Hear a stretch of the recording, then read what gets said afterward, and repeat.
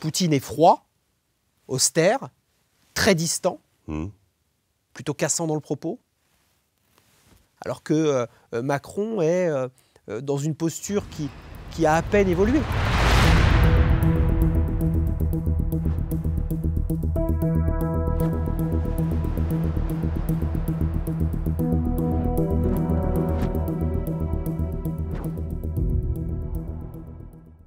Bonjour à tous, chers abonnés d'Omerta, chers abonnés de notre chaîne YouTube et également de l'application Omerta. N'oubliez pas, à ceux qui nous rejoignent pour la première fois sur la chaîne YouTube, qu'il existe également notre application, l'application où vous pouvez télécharger et visionner les contenus, les documentaires d'Omerta, en fait le cœur de notre métier, pour 2 € pour les étudiants par mois et 5 € pour les autres. Ça vaut le coup parce que c'est vraiment l'activité d'Omerta. Donc il y a la chaîne YouTube, mais il y a aussi comment on va dire l'application et également le magazine nouveau hors-série d'Omerta, Ukraine, la guerre sans fin, qui est toujours disponible dans les kiosques. Voilà. Aujourd'hui, nouvelle édition du Grand Entretien et je reçois Sébastien Ménard. Sébastien Ménard, bonjour. Bonjour Régis. Alors, bonjour Sébastien, je vais vous présenter un petit peu. Donc vous êtes, vous avez 2 casquettes, on va dire. Vous avez été très impliqué en politique à une époque et aujourd'hui vous êtes entrepreneur privé. Vous êtes on va dire, un marcheur de la première heure, puisque en 2015, vous avez rejoint Emmanuel Macron. Tout à fait. Avant ça, vous aviez été conseiller ministériel pour les gouvernements de Jacques Chirac et de Nicolas Sarkozy. Et aujourd'hui, donc ça c'est votre autre casquette, vous êtes entrepreneur dans la food tech. Exactement. Voilà, ce qui vous amène à commercer, à avoir beaucoup de relations à l'international, puisque vous êtes aussi un spécialiste de la Russie. Vous connaissez toutes les problématiques de sanctions et on va en parler. Et également, dernière casquette, éditorialiste sur Sud Radio. Ça fait pas mal. Voilà. Et aujourd'hui, en fait, on va, essayer de comprendre. Aujourd'hui, on a dépassé les 3 ans de la guerre en Ukraine. Donald Trump a été élu. Il y a un rapprochement spectaculaire, une volte-face entre les États-Unis et les Russes, des négociations. Et puis, face à ça, une Europe qui est un peu désorientée et un président français qui est extrêmement actif sur ce dossier. Dans des contingences particulières qu'on va essayer d'analyser. Avant tout, moi, ce que je voudrais savoir, vous qui êtes un proche d'Emmanuel Macron, j'aimerais comprendre ce qui se passe dans sa tête vis-à-vis de la guerre en Ukraine. D'abord, première question toute simple, vous le connaissez depuis quand? Depuis un peu plus de 10 ans. D'accord. Et comment s'est passée cette rencontre et comment... En fait, l'idée c'était... j'avais fait beaucoup de politique, énormément de politique, entre 18 ans et 30 ans. J'avais fait quasi que ça. À la fois académiquement, à la fois politiquement, avec un certain nombre de mandats, à droite, puisque je suis né à la droite de Jean-Pierre Chevènement. J'ai rejoint Jacques Chirac avant le séisme du 21 avril 2002. Donc pour nos jeunes téléspectateurs, c'était il y a un quart de siècle. Mais évidemment, la vie politique, elle a elle aussi connu des plaques tectoniques mouvantes. Voilà, moi j'avais dit à l'époque à Jean-Pierre Chevènement, je l'avais dit à l'entourage de Jacques Chirac, que le président Chirac, sur qui on donnait, on n'aurait pas mis une pièce en 2000-2001, je lui avais dit vous affronterez Jean-Marie Le Pen. Et c'est comme ça que j'ai fait partie de la construction d'un mouvement qui s'appelait l'Union en Mouvement, l'Union pour une majorité présidentielle, l'UMP. Voilà, et j'ai accompagné le président Chirac pendant 5 ans. J'ai accompagné en suivant Nicolas Sarkozy et j'ai abandonné, le militantisme politique aux alentours des années 2011-12. Voilà, donc je ne suis pas allé jusqu'à la fin du quinquennat de Nicolas Sarkozy. Je suis parti dans le privé. Et dans le privé, j'ai rencontré un jeune ministre de l'économie, fraîchement nommé, qui s'appelait Emmanuel Macron, que j'avais déjà rencontré dans mes jeunesses chevènementistes, donc à la fin des années 90. Et voilà, on se retrouve, évidemment les postures sont différentes. Il appartient à une famille politique plutôt de gauche, avec laquelle je n'ai aucune affinité, aucune. mais il a l'œil qui pétille, il est malin, il est audacieux et il est transgressif. C'est-à-dire dans sa capacité à séduire l'autre, Mmh. à pousser des idées, à vouloir porter des projets. Et c'est ça qui très clairement nous réunit. Puisqu'à l'époque, moi je suis déjà dans ce qu'on appelle on n'appelait pas encore la French Tech, voilà, Mmh. c'était pas aussi commun qu'aujourd'hui, mais voilà, je m'intéresse à ce qui se passe avec les GAFAN, les GAFAM, Mmh. et lui est très actif. Il est très Startup Nation à Il est l'époque. très Startup Nation, mais Mmh. au-delà de ça, contrairement à parfois l'image qu'il peut renvoyer, il est très patriote en Mmh. matière d'économie digitale, en matière de construction d'une souveraineté numérique, avec des succès, avec des échecs, on pourra en reparler. Mais Mmh. voilà comment la relation se crée, voilà comment elle se nourrit, et voilà comment, quelque part, elle va s'installer. D'accord. Donc vous adhérez à son parti, vous militez pour son parti. Pourquoi n'avoir pas, on va dire, fait carrière dans son gouvernement? Qu'est-ce qui s'est passé à la suite? Bah alors c'est assez simple. De 2014 à 2015, on en plaisante. De 2015 à 2016, on commence à s'organiser. Et de 2016 jusqu'à l'élection de 2017, on fait campagne. Mmh. Après la campagne victorieuse de 2017, je suis candidat aux élections législatives. Donc évidemment, j'ai du mal à aller, faut être honnête, hein, aller affronter mes anciens copains de droite, alors Mmh. que j'aurais pu être élu dans, pas Bah oui. 577 circonscriptions, mais au moins la moitié. Je décide d'aller dans une circonscription où je suis prof, puisque je donne Mmh. des cours d'économie de l'audiovisuel Mmh. à l'université Paris 8. Alors, Paris 8, ce n'est pas le 8e arrondissement de Paris, Mmh. hein, c'est Saint-Denis. Voilà, donc je vais être candidat dans cette circonscription face à Éric Coquerel. Mmh. En 2017, je fais un score incroyable au premier tour. J'ai 4-5 000 voix d'avance sur le dénommé Coquerel. Et je suis battu de quelques voix au deuxième tour. Donc mauvais report de voix. Mmh. Peut-être que mon tropisme droitier dans une circonscription C'est historique. Saint-Ouen, je crois. Voilà, Oui. Saint-Ouen, Épinay, Mmh. l'île Saint-Denis, Mmh. Saint-Denis. Bref, pour un ancien chiraco-sarkoziste, Oui, c'est pas facile. c'était peut-être pas la D'accord. circonscription la plus facile. Donc je perds. Mmh. Voilà. Je perds dignement. Emmanuel Macron me propose avec cette ancienne casquette d'ancien conseiller ministériel, de rejoindre des cabinets, de travailler à ses côtés, etc. Et je vais décider d'aller dans le privé, Mmh. voilà, de poursuivre ma route, Ouais. mais tout en continuant à œuvrer à ses côtés sur des sujets qui m'intéressent, le numérique et la diplomatie économique et les relations amicales, culturelles, mais aussi commerciales, avec la Russie notamment. Alors justement, pour rentrer dans le vif du sujet, à l'époque, quelle est sa position? On sait qu'Emmanuel Macron, le premier acte on va dire, de politique étrangère, quand il est élu en 2007, euh, c'est d'inviter Vladimir Poutine À Versailles, à Versailles. oui. Personne ne l'obligeait à le faire. Et avec le faste et la symbolique de Versailles, dans quel état d'esprit est-il à ce moment-là? On a à la fois un état d'esprit qui est simple. On a souffert pendant la campagne présidentielle d'un certain nombre de campagnes de désinformation, Mhm.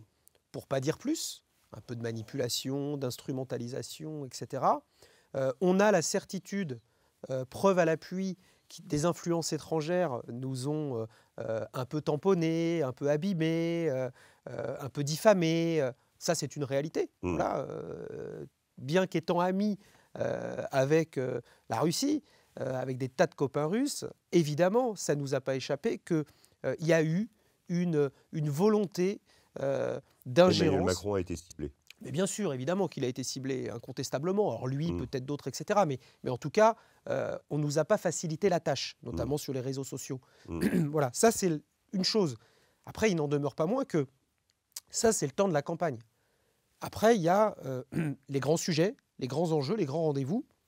Et l'idée d'inviter Vladimir Poutine à Versailles pour quelque part faire vivre la relation d'amitié, notamment à travers la culture, la grande culture, depuis Pierre le Grand jusqu'à Valéry Gergiev, le maestro ami de Vladimir Poutine, mais ami d'Emmanuel Macron. L'idée, c'est ça. on va reprendre les relations franco-russes, je dirais, on va les faire vivre, alors qu'Hollande, on sait très bien qu'il les avait négligés et qu'il n'avait pas été franchement en amitié avec Vladimir Poutine. Alors, au-delà, c'est une question peut-être plus profonde. Vous dit Valéry Gergiev, ami d'Emmanuel Macron. On sent quand même quelqu'un qui connaît la Russie chez Emmanuel Macron. Est-ce que c'est quelqu'un qui a beaucoup lu les auteurs russes? Est-ce que c'est quelqu'un qui connaît cette culture, qui connaît cet état d'esprit plus par exemple que François Hollande? Racontez-nous un peu Emmanuel son rapport à la Macron Russie. est quelqu'un qui... c'est un lettré. Mmh. Voilà, c'est quelqu'un qui est lettré. C'est quelqu'un qui est passionné par la grande culture. C'est quelqu'un qui est un fin connaisseur de l'histoire, à travers notamment la littérature. Donc évidemment qu'il a des références, et pas des références qu'il a survolées, des références qu'il a travaillées, des références dont il s'est imprégné. Voilà, il aime la grande musique, il aime la grande culture, il aime l'histoire de la grande Europe. Et de ce point de vue-là, il n'y a aucune espèce de duplicité de sa part. C'est-à-dire qu'on est en 2017. Évidemment, les mots qui vont d'ailleurs être les siens à Versailles, pardonnez-moi, à l'endroit de Vladimir Poutine, ne sont pas des mots faciles. Rappelez-vous, ce n'est pas des mots faciles. Il rappelle ce que je viens de vous dire, c'est que, effectivement, nous avons, pendant la campagne présidentielle de 2017, subi des attaques digitales, subi des campagnes de désinformation, dont la provenance, la source est parfaitement identifiée. Il le dit à ce moment-là. Il n'en demeure pas moins que, regardez les photos. Poutine acquiesce, mais Poutine va saluer Macron, etc. etc. C'était la campagne. Certains ont pu jouer. Par qui était-il commandité? On s'en fout, à la limite. Aujourd'hui, passons à autre chose. Il souhaite un reset des relations. Mais évidemment qu'on souhaite tous un reset des relations. Mais une vraie question est comment ça se passe avec Poutine? Comment, dès le début, est-ce que Poutine est touché par cette marque d'attention? Parce que de cette rencontre vont déboucher, par exemple, le dialogue de Trianon. Oui. Il y a des choses quand même concrètes qui vont être tentées. Mais...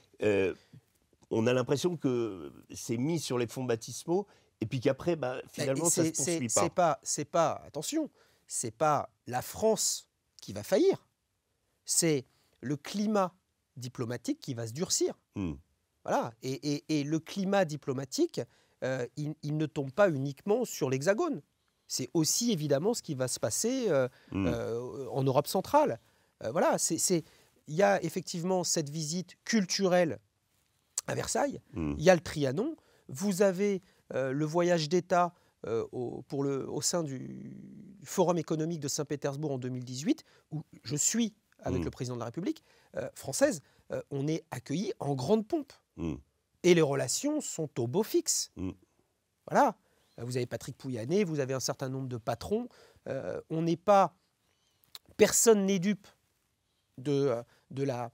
Je dirais, parfois, des difficultés qu'on peut avoir à travailler, à commercer, etc.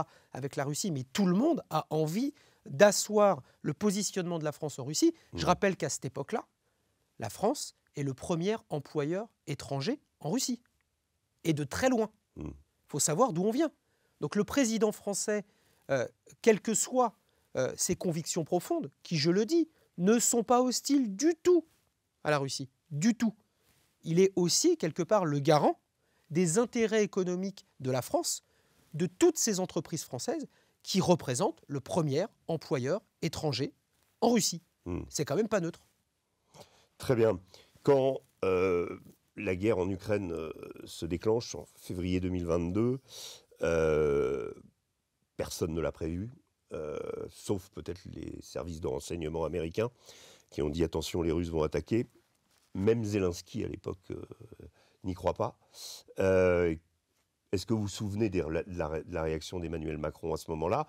Et il tente, lui, d'être une sorte d'intermédiaire tout de suite. Il fait pas plus, pas moins que ce qu'avait fait par le passé le président Nicolas Sarkozy pour la Géorgie. On essaye.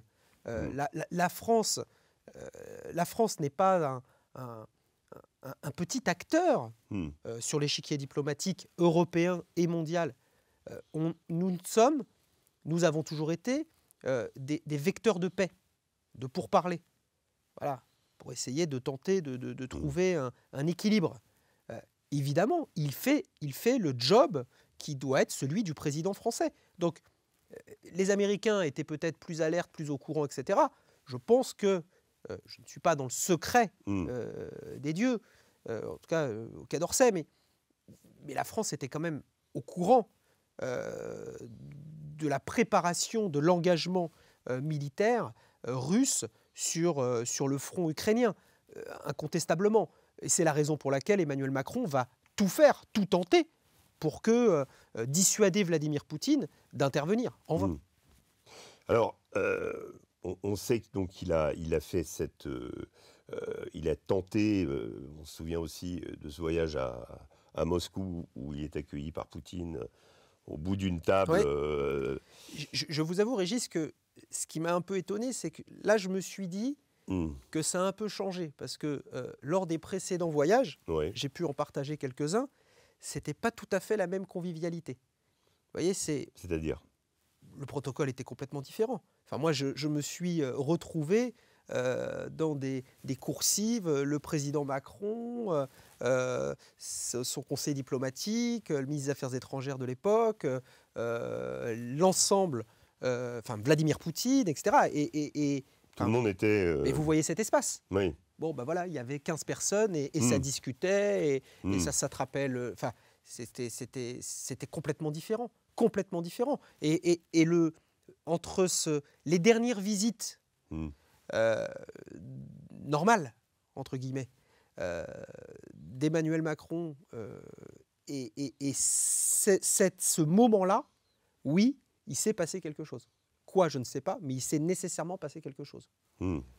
Poutine est froid, austère, très distant, plutôt cassant dans le propos, alors que Macron est dans une posture qui a à peine évolué. C'est-à-dire qu'on essaye de trouver une voie de passage, on essaye de pouvoir discuter, mais l'interlocuteur n'est plus le même. Et qu'est-ce qu'il en dit, Macron? Si vous êtes encore proche de lui, vous allez... Qu'est-ce qu'il en dit de ce moment? Parce qu'il est quand même symbolique, ce moment. Ce moment, cette table. Ce moment, il est symbolique. Après, on respecte les us, les coutumes, les usages imposés par celui qui vous reçoit. Bon, s'il décide de vous mettre, de vous installer dans un joli fauteuil jaune comme aujourd'hui, à 1,50 m de distance, c'est super. S'il vous met au bout d'une table de 8, 10 ou 12 mètres, c'est super aussi. On est là, on peut au moins discuter. Voilà, il est toujours dans cette posture-là. Il ne se dit pas « je suis maltraité, je suis négligé ». Voilà, c'est comme ça. Et on s'adapte. La diplomatie, c'est aussi ça. Bon, après, Emmanuel Macron va, on va dire, beaucoup utiliser le coup de fil, tenter toujours d'essayer de rapprocher les partis à mesure que la guerre se déroule. Néanmoins, il y a quand même un épisode qui est, on va dire, l'élection présidentielle en France, où, en raison de la guerre, le président décide de ne pas faire campagne, publie des clips vidéo. Au milieu de ces clips vidéo, il y a un bout de la conversation qu'il a avec Vladimir Poutine. Et ça, évidemment, ça provoque chez les Russes une interruption totale des relations. Est-ce que vous pensez que c'est une erreur de la part de la communication d'Emmanuel Macron ou d'Emmanuel Macron d'avoir rendu public des échanges qu'il a eus avec Vladimir Poutine à des fins quand même électorales? Alors, il y a toujours plusieurs écoles. Là, c'est le communicant en communication politique que j'ai pu être par le passé. Il y a deux écoles. Il y a soit vous êtes focalisé sur votre sujet domestique, national, et vous allez utiliser tous les ressorts, toutes les ressources et tous les leviers pour valoriser votre action, pour installer votre posture. Et donc, évidemment, vous allez tout prendre. Vous allez prendre des sujets d'actualité, vous allez prendre des petites phrases, vous allez prendre Voilà. C'est un choix. Ça n'aurait pas été le mien. Voilà, je préfère le préciser. Parce que vous connaissez les Russes. Mais parce que je connais les Russes, je connais leur susceptibilité aussi. Voilà, on a le droit d'être susceptible quand on est européen. On a aussi le droit d'être susceptible quand on est russe. Donc, évidemment que cette incise clippée, on aurait peut-être dû s'en soustraire, l'éviter. Enfin, c'était pas. En plus, pour le coup, je suis mais intimement convaincu que ça n'a eu aucune espèce de conséquence sur le poids électoral d'Emmanuel Macron. Aucune. Voilà. Je suis même plutôt convaincu que c'est contre-productif. C'est évidemment contre-productif, vous l'avez signalé, par rapport à ce que l'autre partie, celle qui n'est pas à son avantage, on va dire ça comme ça, dans un clip de campagne présidentielle. Voilà. La France, c'est pas un petit pays. La France, c'est un pays regardé, c'est un pays convoité, c'est un pays critiqué, incontestablement. Donc, ce n'était pas une bonne idée. Voilà, on posait la question du tac au tac, c'était pas une bonne idée. Voilà. Ensuite, on voit un Emmanuel Macron devenir de plus en plus activiste, on va dire, au chevet de l'Ukraine, en particulier avec une relation très forte avec le président Zelensky. Est-ce que vous expliquez ça par le fait que la position médiane qu'il essayait de chercher jusqu'à présent a échoué, ou est-ce qu'il y a une brusque prise de conscience est-ce qu'il croit réellement que l'avenir de l'Europe, l'avenir des valeurs européennes, de nos valeurs, comme disait Gabriel Attal, se joue en Ukraine? Est-ce que vous pensez qu'il y a tout à coup il prend comment cette on va dire cet activisme vraiment du côté ukrainien se développe-t-il? Alors, pour remettre les choses dans le bon ordre, la posture d'Emmanuel Macron, c'est la même. Enfin, je suis désolé, mais peut-être qu'on peut avoir une lecture différente. Il y a juste aujourd'hui un interlocuteur en moins. Quelqu'un qui a décidé de ne plus nous parler. C'est Vladimir Poutine, et on le regrette. Mais la posture médiane d'Emmanuel Macron, j'ai pas envie de dire qu'elle est nouvelle, c'est la même. Sauf que vous avez d'un côté la Russie qui se radicalise. On peut parler aussi des raisons pour lesquelles la Russie se radicalise, à juste titre. Vous avez de l'autre côté une Amérique qui décide quelque part de changer de logiciel, de basculer le paradigme. Voilà, c'est-à-dire le porte-étendard de la liberté, de la démocratie dans le monde, c'était les États-Unis. C'est plus les États-Unis. C'est plus les États-Unis depuis la campagne présidentielle. C'est pas depuis l'élection de Donald Trump. C'est depuis la campagne présidentielle de 2024 jusqu'à l'élection, la prise de possession du bureau ovale de Donald Trump. Et ça fait un moment qu'on a compris que c'était fini. Voilà, on est tous très friands des analyses ciselées de Dominique de Villepin, d'Hubert Védrine, etc. Mais enfin, on a compris. On a compris depuis un moment. Donc, vous avez le porte-étendard. On peut même le comprendre avant. Oui, mais c'est ce que je dis. Déjà, à l'époque Biden, les États-Unis n'ont pas toujours été tendres avec nous. Le porte-étendard de la liberté et de la démocratie décide de poser l'étendard. Voilà. Mais réellement, dans l'histoire du monde, le porte-étendard de la démocratie et de la liberté, c'est l'Europe. Et c'est la France en Europe, incontestablement. Donc, qu'est-ce que fait Macron? Il ramasse le porte-étendard. Enfin, il ramasse l'étendard. Voilà. C'est ça qu'il fait. Et aujourd'hui, qui est le symbole? Est-ce que c'est un bon symbole? Est-ce que ce n'est pas le bon symbole, etc. Mais qui est le symbole de la liberté, de la lutte contre l'oppression, contre l'envahisseur? C'est Zelensky. Donc qu'est-ce qu'il fait? Il fait ce que l'Europe aurait probablement dû faire depuis toujours, depuis la fin de la Seconde Guerre mondiale, c'est-à-dire être à sa place. On a accepté d'être protégé par les États-Unis, on a accepté d'être vassalisé par les États-Unis, on a accepté aussi, quelque part, de ne pas répondre à la main tendue par Vladimir Poutine à la fin des années 90, début des années 2000. On a fait ce choix-là. On a fait en fait tous les mauvais choix. Mais tous ces mauvais choix n'étaient pas si inconfortables que ça. Ah non, c'était... On a, L'ombrelle américaine était très on confortable. on a vécu, je dirais, par temps de paix. Vous avez connu la guerre dans le cadre de vos activités Oui, professionnelles. mais sinon, non. Mais ici, Bien sûr. vous, vos enfants, Oui. on est finalement les enfants chéris Mmh. de cette modernité post-Deuxième Guerre mondiale. C'est fini. Ce temps-là est fini. Donc aujourd'hui, ce qui est en train de s'organiser, de se mettre en place, c'est un nouvel ordre. Mmh. Est-ce que ce nouvel ordre doit écraser l'Europe, piétiner les valeurs qui... Enfin, je suis désolé, je préfère mes valeurs européennes qui ne sont pas des valeurs fédéralistes. Pas du tout. Mais je préfère mes valeurs européennes aux valeurs impérialistes chinoises, russes ou américaines. Mmh. Évidemment. Donc, qu'est-ce que fait Macron? Les gens se disent, il veut se refaire la cerise. Parce que finalement, il n'a pas grand-chose ou plus grand-chose à dire, à faire en France. Je laisse aux commentateurs partisans... Il lui reste le domaine réservé, la défense, c'est l'international. C'est même pas ça. C'est même pas ça. C'est que ça serait criminel de sa part de ne rien faire. Mmh.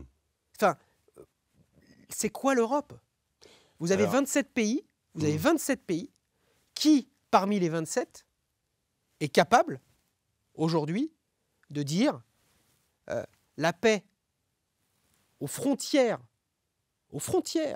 de l'Europe, à 2400 km de Paris.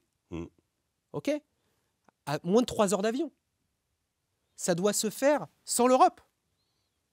Mais attendez, le patriote que je suis devient fou quand je vois Poutine, Trump, etc., qui n'ont... En Arabie Saoudite. Hein. Oui, mais c'est plus à Versailles ni à Sèvres. Donc aujourd'hui, on devrait, indépendamment de la personne d'Emmanuel Macron,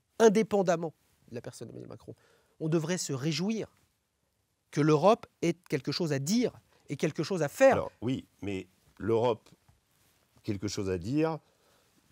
Bon, moi, il y a un discours d'Emmanuel Macron qui m'a marqué il n'y a pas longtemps, où c'était presque un appel à la mobilisation générale. Nous disons que nous devrions être courageux. Il parlait de l'âme de la France, on aurait dit du Charles Péguy. C'était très beau, mais je me suis immédiatement posé la question. Il y a quand même un paradoxe entre ces Russes et ces Américains qui sont en train de négocier un cessez-le-feu et la paix, et un Emmanuel Macron qui nous fait peur en nous disant il va y avoir la guerre. Alors, est-ce qu'on est dans le train de l'histoire réellement? Mais déjà, pour celles et ceux qui nous regardent, ils vont être nombreux, j'espère, c'est Poutine et Trump ne négocient pas que la paix. Ils font du business. Voilà. D'abord, ils font du business. OK? Donc, ils négocient quelque part le devenir des ressources minières, voilà, et pour les plus jeunes, digitales, voilà, parce qu'avec tout ça, on fabrique le monde de demain, de l'Ukraine. Armes aussi. De l'Ukraine, évidemment. Des armes extrêmement modernes. Et c'est pas pour faire la paix, tout ça. Voilà. Donc ça, c'est le premier truc qu'il faut redire. Mais aujourd'hui, est-ce qu'on doit laisser un pays tout à fait respectable, qui s'est senti agressé, qui a vu une partie, quelque part, de ses ressortissants, et je parle de la Russie, se faire massacrer au nez et à la barbe des Européens qui étaient totalement aveuglés par la CIA. On peut le dire, ça. Vous parlez du Donbass. Exactement. Complètement. Mais est-ce qu'en même temps, on doit laisser, désolé de faire du en même temps, est-ce qu'on doit laisser aujourd'hui la Russie dépecer l'Ukraine et l'Ukraine tuer des enfants, des jeunes soldats? Moi, j'ai un fils de 17 ans, j'ai pas envie qu'il parte sur le front ukrainien, vous voyez? Et pourtant, Emmanuel Macron nous dit Non, qu'il non, non, faut, non, faut non, se non, non, préparer. non, non, non, non, non. Emmanuel Macron nous dit quoi? Il nous dit que le paradigme dans lequel nous vivions, celui que j'ai exposé il y a quelques secondes, Ça, il n'a pas tort. c'est plus le même. Nous dit que l'Europe a un rôle à jouer et une place Oui. à prendre. Mais Voilà. il parle aussi d'envoyer des gars, pour citer Le Monde, à Odessa. Donc d'envoyer des troupes. Non mais attendez, on ne peut pas laisser à un moment donné, parce que la paix, on peut parler, on peut continuer à parler des heures, mais à un moment, la paix, il faut être en situation de proposer d'abord à l'autre de faire la paix, de partager un traité de paix. Mais s'il ne veut pas, à un moment donné, il va falloir lui imposer quelque chose. Et moi, je suis de ceux qui, contrairement à... Et j'en ai vu, pardonnez-moi, parfois, ici aussi, chez Omerta, des gens, parfois même des amis, qui tiennent des postures imbéciles et deviennent des idiots totalement inutiles. Ils sont ni utiles à l'Ukraine, ni utiles à la Russie, ni utiles à personne. Dire qu'on va être capable, en Europe, l'Europe, si on était probablement un peu moins con, l'Europe, ça serait potentiellement l'une des 3 premières armées au monde. Avec des ressources, avec des moyens, avec des savoir-faire, et puis avec, accessoirement, 2 parapluies nucléaires. Parce qu'on voit quand même le Royaume-Uni qui est sorti, qui revient aux portes de l'Europe. Hein. D'accord ? Donc c'est quand même pas neutre. Est-ce qu'aujourd'hui on doit se laisser piétiner? Non. Est-ce qu'aujourd'hui on doit laisser un pays qui n'est pas un pays européen, mais qui est en Europe? Comme la Russie fait partie de ce grand continent. Enfin, moi je suis de ceux, c'est ma tradition gaulliste. Moi j'aurais rêvé de faire... Non, même Emmanuel Macron dit que la Russie, elle ne va pas disparaître. Hein. Mais la Russie ne va pas disparaître. Et on aurait été tous bien inspirés d'ailleurs de faire l'Europe de Paris jusqu'à l'Oural. J'invente rien. Bien sûr. Voilà, ça n'a pas été décidé comme ça. Ça n'a même pas été, quelque part, envisagé comme ça. Voilà. Donc si on part de ce principe-là... C'était une Europe autorisée par les États-Unis. Hein. Oui, mais avec des Jean Monnet, mais avec des Robert il Schuman. suffisait juste de le faire. Ouais, à l'époque, c'était peut-être pas l'idée. On était dans la guerre froide. Mais on était dans la guerre froide. On était surtout dans une vision pacifiste et consumériste de l'Europe. On a préféré faire quoi? On a préféré construire des bagnoles, on a préféré donner à la ménagère de moins de 50 ans et de plus de 50 ans des frigos, des machines à laver, etc. Et ça a fait ce que nous sommes, ça a fait ce que je suis. Donc je ne peux pas cracher là-dessus. Et à la limite, tant que ça durait, on avait raison d'avoir des personnalités politiques en France, en Allemagne et ailleurs, qui finalement se contentaient de ce parapluie américain, de ce paternalisme américain, de cette domination américaine. C'est fini. Donc aujourd'hui, l'idée, ce n'est pas d'envoyer des soldats français, européens, faire la guerre. Ce n'est pas ça le sujet. C'est de dire qu'à un moment donné, il faut que on impose la paix. Il faut que les fusils se taisent. Il faut que, pendant qu'on se parle, il y a des gens qui meurent pour rien. Tout à fait. Des Russes qui meurent pour rien. Des Ukrainiens qui meurent pour rien. Pour rien. Pour rien. Qu'est-ce qui va se passer de plus? Qu'est-ce qu'on va avoir de moins? Tout à fait. Des vies en moins, ça c'est sûr. Alors, le temps passe. J'ai une dernière question. Donc, on a bien compris que Emmanuel Macron essaye, avec d'autres, de faire en sorte que l'Europe ne sorte pas de l'histoire. C'est un peu la tendance. Hein. On a tendance à voir les choses s'organiser. Vous avez parlé de Xi Jinping, de Vladimir Poutine, des Saoudiens. Beaucoup de choses se font aujourd'hui sans nous. Mais qu'est-ce que vous répondez à ceux qui disent qu'Emmanuel Macron, dans cette démarche et à travers cette guerre en Ukraine, avec d'autres, accentue le fédéralisme européen? Vous avez dit que vous étiez un patriote. Est-ce qu'on sent que chez Emmanuel Macron, il y a quand même cette tentation de l'Europe qui revient dans la crise avec les agriculteurs? Il parlait de souveraineté française, mais immédiatement après, il y avait toujours le mot de souveraineté européenne. Profitant du Covid aussi, on a vu les institutions européennes prendre des postures et des pouvoirs qu'elles n'avaient pas avant. Est-ce que c'est son objectif de noyer la France dans l'Europe? C'est quoi sa matrice? Si c'était son objectif, je serai le premier à m'y opposer, et peut-être même le dernier. Voilà. Vous avez des gens autour de lui, pas trop idiots, qui ont une histoire, qui ont des influences, qui ont des expériences, et qui ne partagent pas cette vision-là. Moi, je ne suis pas certain que ça soit la sienne. Je pense que on a besoin de fédéralisme sur un certain nombre de sujets. On le voit sur, je dirais, la politique énergétique, la politique militaire. On n'a pas d'autre choix. Il faut, à un moment donné, l'union fait la force. Mais ça doit se faire sans gommer les singularités, les particularités. Et je ne vais pas me faire que des copains du côté de chez mes amis macroniens, identitaires. On est français avant d'être européen. Oui, vous dites, je ne vais pas me faire des copains, ça veut dire qu'il y en a beaucoup qui sont sur cette ligne. Mais il y en a plein qui sont... Et peut-être Emmanuel Macron lui-même. Non, il ne l'est pas. Je ne suis pas d'accord avec ça. Il ne l'est pas. Il l'est pas. On a le droit de vouloir fédérer sur un certain nombre de sujets, tout en voulant conserver, quelque part, notre identité, notre histoire, nos singularités. Enfin, c'est pas antinomique, ce n'est pas incompatible. Il y a des trucs sur lesquels, je suis désolé, on a rien de commun sur un certain nombre de sujets avec les Allemands ou avec la Hongrie. C'est possible aussi, ça. Et en même temps, on a un marché commun. Voilà. Ce marché commun, il a le mérite d'exister, il n'est pas parfait. Voilà. C'est à partir d'où on est d'accord, à partir d'où on n'est pas d'accord. On a le droit de fonctionner comme ça. Moi, quand je viens chez vous, je ne suis pas d'accord avec tout. Mais je viens, je discute. Oui. Vous voyez, c'est ça la problématique, c'est qu'on ne peut pas vouloir soit mettre les gens dans un camp, soit mettre les gens dans un autre camp. Justement, la France, c'est l'équilibre en Europe. L'Europe, c'est l'équilibre dans le monde.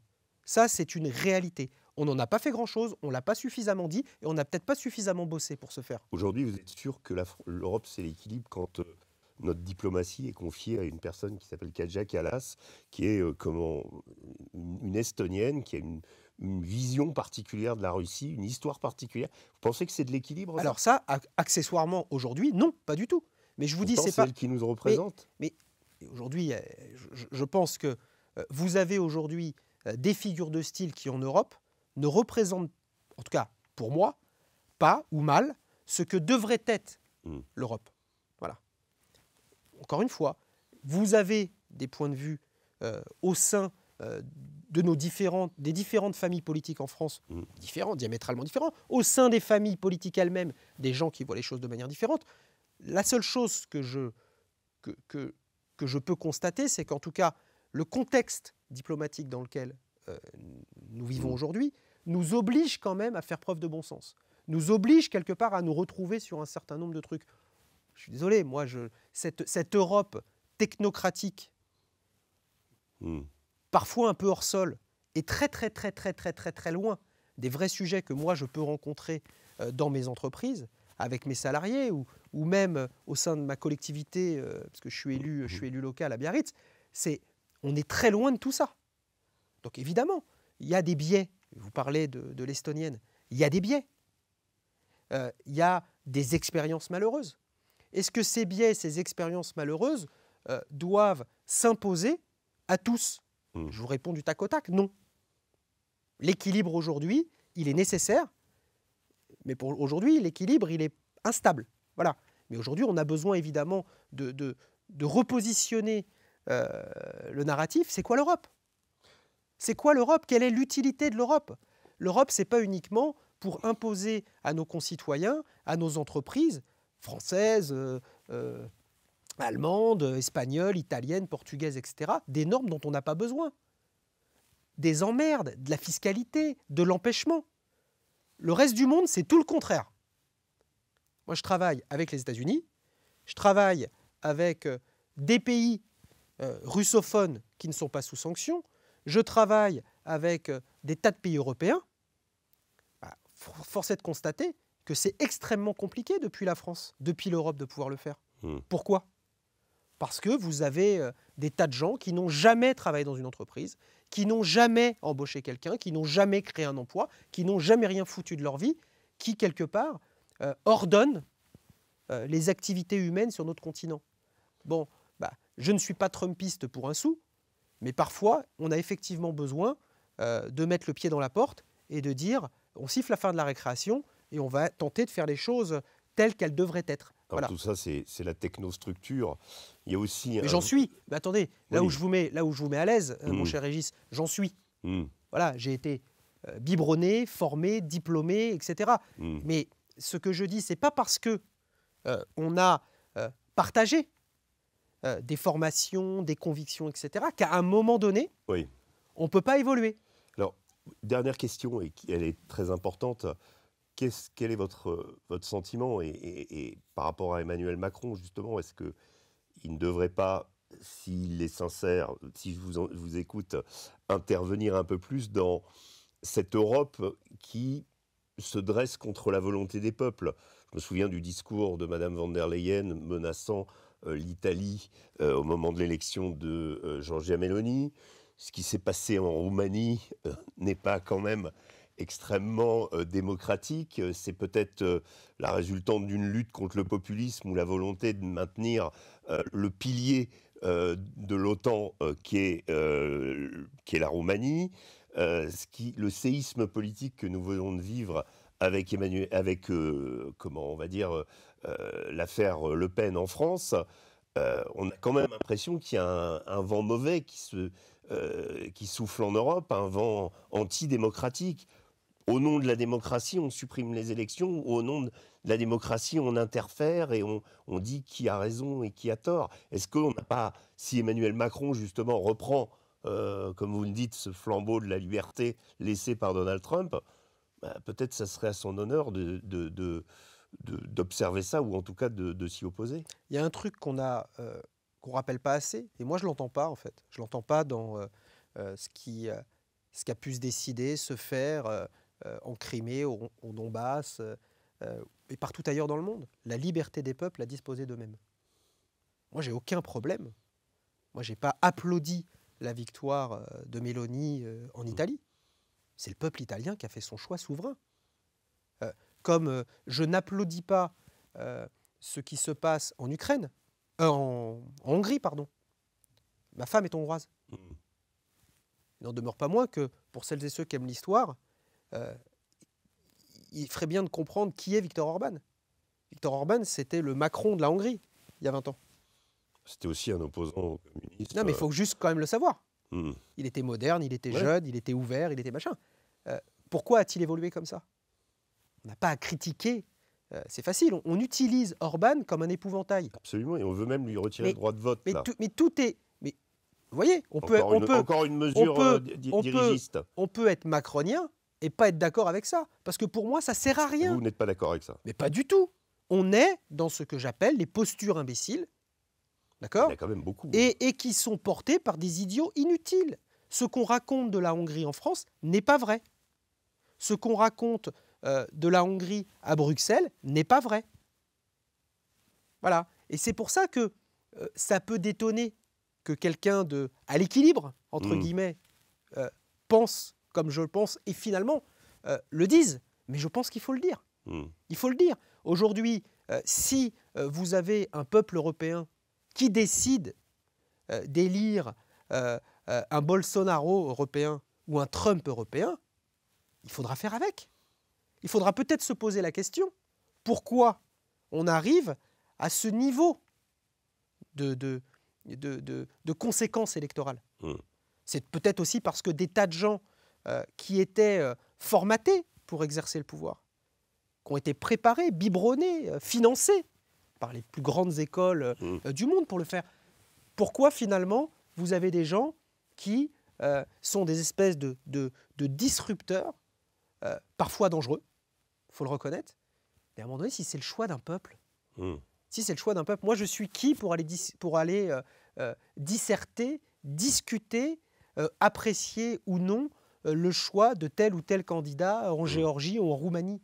Je ne suis pas roumain, je ne suis pas géorgien. Mais là, ce n'est même pas le choix des Roumains. Selon toute vraisemblance, s'il y avait eu un deuxième tour de l'élection, se serait porté sur Calin Georgescu. Oui. On élimine l'élection et ensuite on élimine le candidat.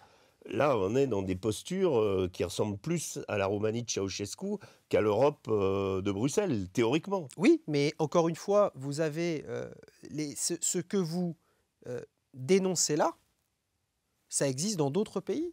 Bien Ça, sûr. ça- ça Mais existe, est-ce ça que- existe en Russie. bah oui, mais si la Russie est la référence, Mais je ne dis pas. mais- quelle valeur morale mais ne pouvons-nous nous targuer? La réalité, c'est qu'aujourd'hui, on a besoin, et profitons de cette crise profonde, qui est une crise mondiale, d'accord. Profitons de cette crise mondiale pour définir avec des patriotes européens, voilà, pas des technocrates, voilà, des patriotes européens, ce que nous voulons faire de l'Europe en Europe pour les Européennes, les Européens et toutes celles et ceux qui veulent quelque part venir en Europe. L'Europe doit rester une terre d'espérance, une terre d'immigration choisie. Voilà, c'est aussi un petit point de différence avec quelques copains. Vous voyez, c'est que on a le droit à un moment donné de se dire que cette posture d'équilibre n'est pas une posture d'équilibriste. Pas pareil. Voilà. L'équilibre, c'est pas de distribuer non plus des bons points à l'un ou à l'autre. C'est de dire, voilà, on a besoin de diversité, on a besoin de liberté, on a besoin, quelque part, de souveraineté. Je pense que l'Europe, elle a sa place à jouer. Et encore une fois, le sujet, c'est pas Emmanuel Macron ou pas Emmanuel Macron. Le rôle qu'Emmanuel Macron joue, pour le coup, et d'ailleurs, vous regarderez, beaucoup d'observateurs politiques, de gauche comme de droite, lui reconnaissent au moins cela. C'est que là, pour le coup, alors évidemment, parfois le narratif est un peu anxiogène, etc. Je lui ai dit. Moi, ça a terrorisé mon fils, son allocution télévisée. Mais il faut lui dire. Moi, je lui ai dit. Je lui ai dit que c'était peut-être... Qu'est-ce qu'il vous a répondu? Je ne vous dirai pas ce qu'il m'a répondu. Ah, c'est ce qui est intéressant. Non, je ne vous dirai pas ce qu'il m'a Est-ce qu'il en répondu. est conscient? Mais il Est-ce a que c'est voulu, mais quand il vous dit ça, vous savez la réponse d'Emmanuel Macron? C'est pas on n'a pas le choix, c'est pas je fais ce que j'ai à faire, c'est ne t'inquiète pas. C'est ne t'inquiète pas. C'est ne t'inquiète pas, nous allons faire le maximum pour imposer la paix. C'est ça qu'il nous dit. C'est ça qu'on doit tous se dire. Il faut imposer la paix. Il faut imposer la paix aux Ukrainiens. Il faut imposer la paix aux Russes. Il faut imposer la paix aux Américains. Parce qu'à la fin de la fin, à qui profitent tous ces crimes? À qui profitent tous ces crimes? Voilà. Moi, je me pose toujours la question. C'est que ce conflit, il n'est pas arrivé par hasard. Les Européens l'ont laissé faire, mais je pense qu'ils avaient franchement la tête ailleurs. Franchement. Je pense que ceux qui ont gagné beaucoup de choses sont quand même les États-Unis. Mais les Américains, mais les Américains, quelque part, ont laissé ces feux mal éteints sur lesquels ils ont soufflé, évidemment, incontestablement. Mais ils font ça depuis... Je n'ai pas envie de dire depuis que le monde est monde, parce que depuis que le monde est monde, ils n'étaient pas là. Mais depuis plus de 60 ans, c'est ce qu'ils font. Voilà, c'est-à-dire que les feux sont mal éteints. On pourrait complètement les éteindre, mais on va quand même ici et là... La stratégie du chaos. Et le chaos, je ne sais pas. Je ne sais pas. Mais en tout cas, c'est des stratégies, je dirais, de vigilance guerrière. Voilà. C'est-à-dire qu'on est là et on peut souffler, on peut taper, et on peut... Je pense que ce n'est pas la seule hyperpuissance à le faire. Mais elle a en tout cas un dessein pour l'Europe, après la vassalisation, qui m'inquiète. Voilà. C'est-à-dire que après nous avoir vassalisés, ils vont nous transformer en champ de bataille. Nous transformer en champ de bataille, je ne sais pas. Ça ne dérangera pas si ça se produit. Mais en tout cas, enfin, attention, il y a ce qu'une petite élite de techno-décideurs américains pense, et il y a aussi ce que pense le peuple américain. Voilà. Le peuple américain n'a pas voté pour Trump pour prendre des grandes décisions interplanétaires pour aller coloniser Mars ou pour, je dirais, régler le conflit russo-ukrainien. Pas du tout. Crise économique, problème de pouvoir d'achat et problème d'identité. Voilà. Les Américains ne sont pas tous des anti-wokistes à la Musk, hein. Pas du tout. Mais ils ont vu leur identité être un peu noyée, ils ont vu des symboles disparaître, ils ont vu, voilà. Ils veulent qu'on s'occupe d'eux. Mais comme en Europe, qu'est-ce que veulent les Français? Quand vous avez Marine Le Pen, ex-candidate à l'élection présidentielle, à 37%, et que vous avez une quasi-transposition à l'identique de ses intentions de vote sur Jordan Bardella, qui a zéro expérience, Mmh. qui a rien fait de sa vie. Mmh. Mais attendez, c'est quand même fou. Pourquoi? Parce que les Françaises et les Français veulent qu'on s'occupe d'eux, de leur quotidienneté, qu'on parle d'identité, qu'on parle d'immigration, qu'on De parle de sécurité. fiscalité, qu'on parle de sécurité. Évidemment. Mais le monde, c'est ça aujourd'hui. Les gens ont aujourd'hui pleinement conscience, grâce à tous ces outils, l'outil que vous avez à côté, là, votre téléphone, etc. Ils ont une ouverture sur le monde, pour le meilleur, mais aussi avec une vue sur le pire. Et le pire est anxiogène, et on n'en veut pas du pire. Donc le sursaut, le réflexe, il est le repli sur soi, c'est le protectionnisme. Ben voilà. Sauf qu'évidemment, quand on est la première puissance du monde, bah, c'est beaucoup plus facile que quand on est la 7e puissance du monde. Mais c'est pas mal déjà d'être la 7e puissance du monde, la France. Sébastien Ménard, merci beaucoup hein, pour cette réflexion. Merci beaucoup de nous avoir un peu expliqué, on va dire, de l'intérieur ce qui se passe aujourd'hui autour d'Emmanuel Macron, de la guerre en Ukraine.